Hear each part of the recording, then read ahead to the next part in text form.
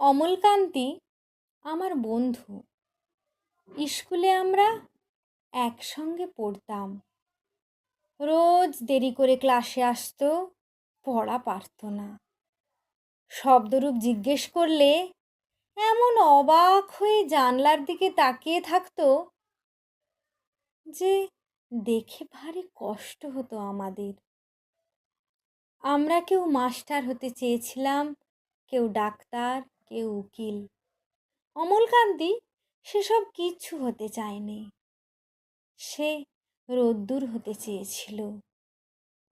ক্ষান্ত বর্ষণ, কাকডাকা বিকেলের সেই লাজুক রোদ্দুর, যা আমার জামরুলের পাতায় ঝানাকি অল্প একটু হাসির মতো লেগে থাকে।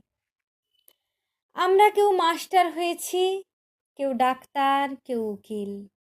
অমলকান্তি রোদ্দুর হতে পারেনি।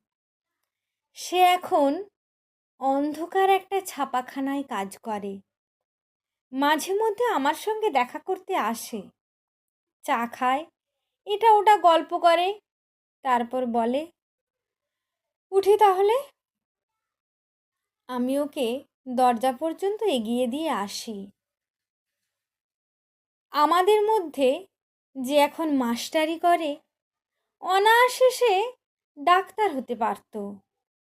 যে ডাক্তার হতে চেয়েছিল, উকিল হলে তার এমন কিছু ক্ষতি হতো না। অথচ সকলেরই ইচ্ছে পূরণ হলো এক অমলকান্তি ছাড়া। অমলকান্তি রোদ্দুর হতে পারেনি।